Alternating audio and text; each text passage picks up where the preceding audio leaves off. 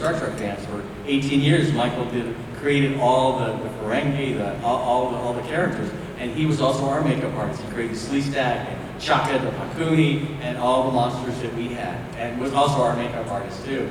And he's got the show Face Off, if you guys watch it on TV and stuff like that, with his daughter. And yeah, I love that show. Isn't it great? And our acting was just top notch. That's why you didn't realize that those things were made of styrofoam. I didn't weigh anything, but we certainly gave you the impression that they weighed a ton. Guys, we had so much fun doing this show. And you know, we are still like family. I mean, Kathy and I, we just did Star Trek together, and every year we bunk together, we share a room. I mean, she really is my sister, and Spencer called the other day and goes, "Hello, Wesley. This is your papa speaking." And I go, "Can you hear me?" We laugh, and I mean, he is crazy. If you call his answering machine, it's it's so sly. He just does all these voices and stuff. He has puppets. He talks with puppets. We went and visited him. He has a cow puppet, and he goes, "Sid Marty Croft, darn Sid Marty Croft," and he was like, you know. He's a crazy sort of wackadoodle, and Phil Paley, Chaka, who couldn't make it this time, but Phil is like our little brother, and we have a. Oh, and then of course the Sleestak. Do you have anything you'd like to say to everybody that came today?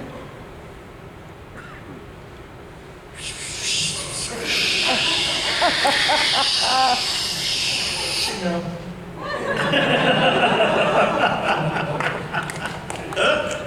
Let's hear it for the Sleestak.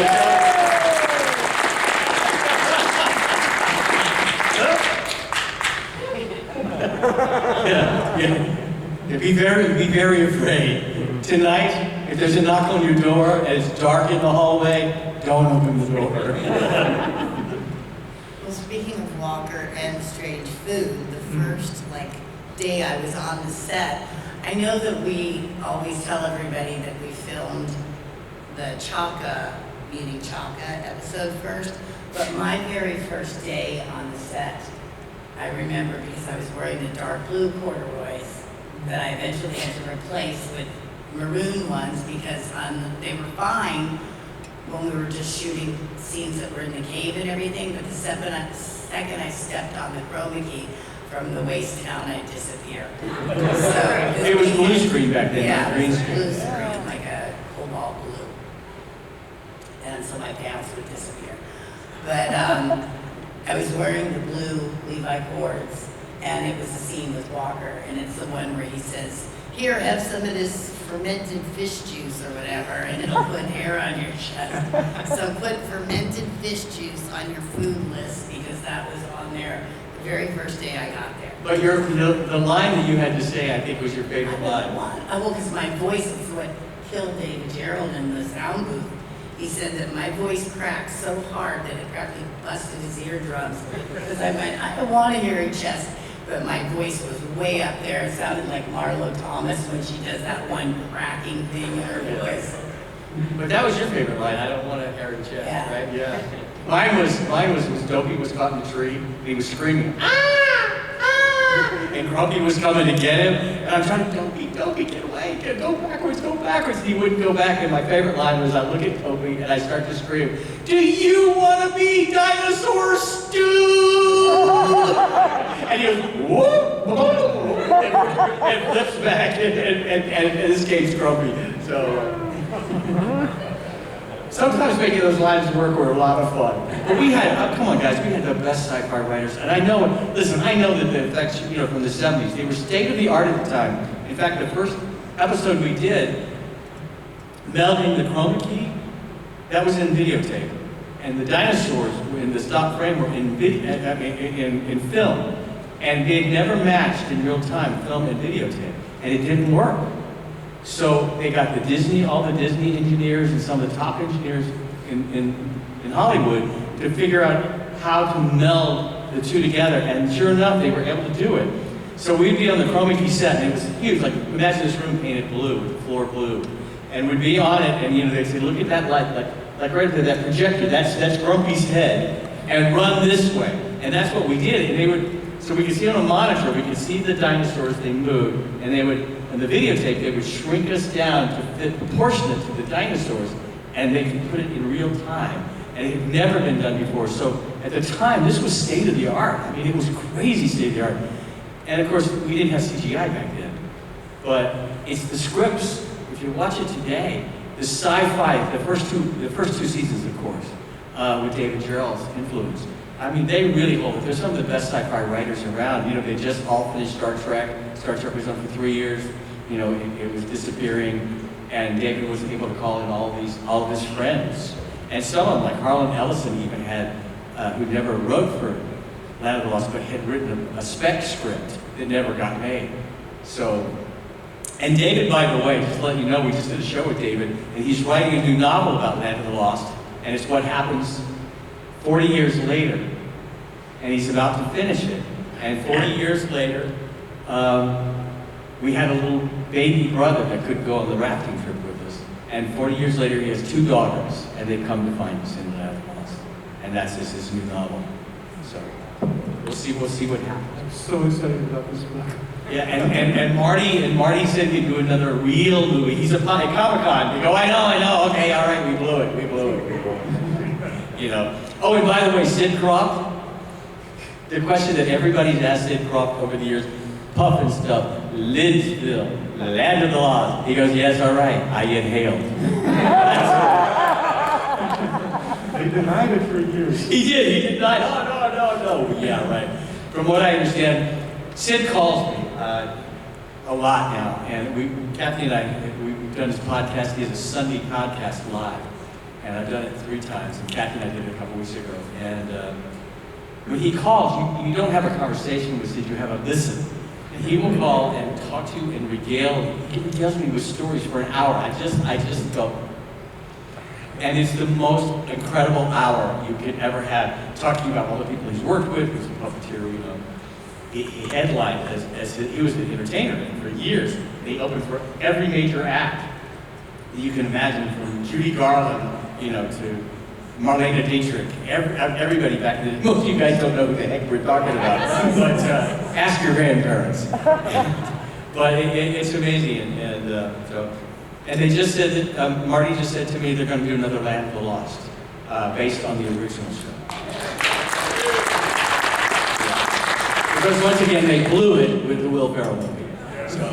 Back to the chroma key for just 1 second. When Wesley said, they'd say, you know, okay, right up there is where Grumpy is, and we want you to run that way. Well, when they would take a still shot for continuity to make sure that we had the same items on and everything, if we had to refilm it again, like later. And if you look at the stills, they said to look at that, but one of us will be looking there, one of us will be looking there, somebody's looking there, so our eyes are all in different places. Standing on the chroma key, remember Kathy was like 12 years old, and I was 21, 22. I was playing 16 when I was on Days of Our Lives. And, you know, I'd be looking at the time I was taller than Kathy. That didn't last long. And I shrunk as she grew. So, yes, you did. So she would be standing there, and I'd be looking down at Kathy, and she'd come up and she'd start to lick my nose. So it was a game back then. And he'd be standing next to me, and he'd be like trying to like talk to me and everything, and be like this. And he's really like in my face like that.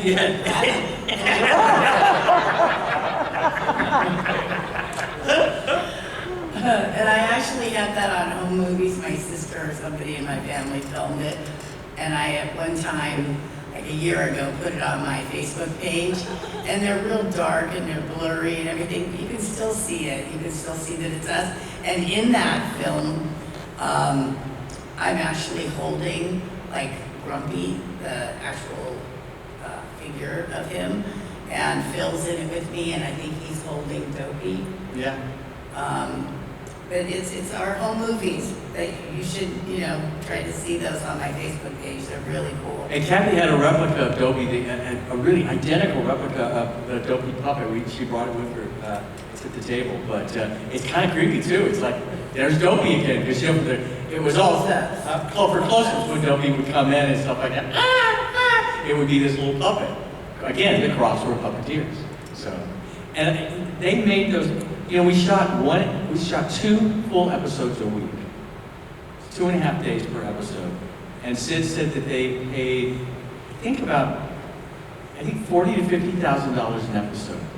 Now, you know, $1 million, $2 million is nothing now for an episode. And for the premiere of the Will Ferrell movie, Phil and I were there in Chaka. And after the party, they had this party, so imagine we've just seen this movie. And we're at this party, and every celebrity in Hollywood's there. It's Hollywood and Highland. With the Grommets.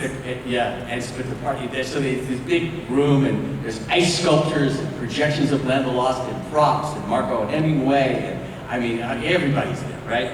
And all this food and music and stuff. And Phil and I are in the back corner looking around, and I said, Phil, look around. I said, look at this party. This party costs more than all 3 seasons, right? And it did. It was like millions of dollars. So. Yeah, the earlier prop shows are so much puppetry because they were puppeteers, of course. There's just a little bit on the end of the West. There's really the close-ups with the dinosaurs, and that was about it. Other than that, the dinosaurs were animated and beautifully, I would say. The stop motion. Yeah, and famous animators, you guys know. I mean, they've done great movies. Some of the old classic stop frame motion movies. Yeah. In fact, the son, was it Gene Ward?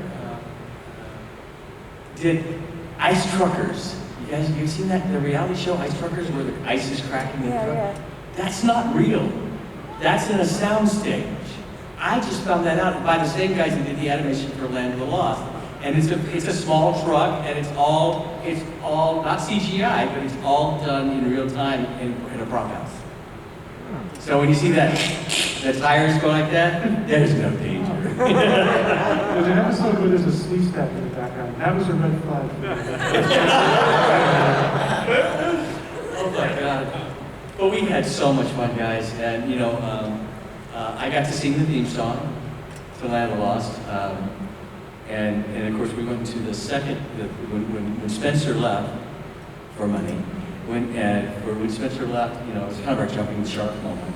Money for all of us. All of us, for merchandising. I recently just saw an item from the 70's with my picture on it I had never seen. Isn't that weird from the 70's? You got, welcome to eBay, right? There was something, it wasn't that, you know, there were toys with, you know, there were periscopes and there were all sorts of stuff, you know, with our, there was a pinball machine, a little, you know, hand one.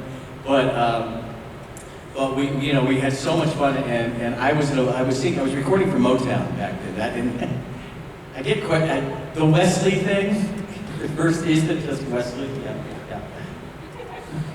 Things did get a bit more musical for you. Yeah, it was a pretty lousy decision. I had a manager at the time, but we'll hear him a boy band from Motown. It's great, you know, and just Wesley. And the truth is, the Crofts were so cheap they couldn't afford my last name. So we went in the recording studio, and Michael Lloyd, who was in the boy band with me, who's now one of the most famous producers. He's produced everybody, every rock star you can imagine. So we went to Michael's home, and he had a recording studio. And the second episode, they said, it's time, you know, I think in the first episode, I wasn't singing the theme song. They said, no, Wesley needs to sing it. So I went in and recorded stuff from the second episode on. It's me singing. And the end credits, too, which are my favorite. And, but in the third season, we had to change the lyrics. Had to go back to Michael Lloyd's. They rewrote the lyrics, and we sang it. You guys know you want to? Yeah, but before you say that, like a month ago, CNN ran a special on all the songs of the sitcoms. And I thought, God, I wonder, and it was of the 70's, and I thought, God, I wonder if they're going to slide Land of the Lost in, because, you know what, our song, most people that come up and meet me always say, oh, and Marshall will, and it's somehow embedded in people's heads. Yeah. I didn't see it on the CNN special, but anyway, damn that Anderson Cooper. Yeah, so I know he watched Land of the Lost. I know he. So do you guys know the theme song? Oh, of course. Yeah. You guys, you want to sing it? Were you willing to sing it with us? Ready? Okay, loud and clear. Come on. Are you going to sing with us? Sure, what the heck. Okay, ready? So, ready? Marshall, Will, and Holly on a routine expedition met the greatest earthquake High on the rapids, it struck their tiny raft. Plunged them down 1,000 feet below to the land of the lost, to the land of the lost. And then Grumpy goes, roar. And then for the third season, thank you guys. Don't you just, I mean, I love these masks and I hate these masks, right? It's so hard to sing good. Okay, so the third season had to go in and they changed the lyrics. I don't know if you guys remember it, but it was Will and Holly Marshall, as the earth beneath them trembled, lost their father through the door of time. Uncle Jack was searching and found the kids at last, looking for a way to escape from the land of the lost. From the land of the lost, Grumpy again, roar. And then my favorite, and if you Google it, Tenacious D, Jack Black rocks it out. Disney's movie, Bubble Boy, Jake Gyllenhaal sings it, and when I look all around, I can't believe the things I found. Now I need to find my way. I'm lost, find me living in the land of the lost, living in the land of the lost. Sid Marco.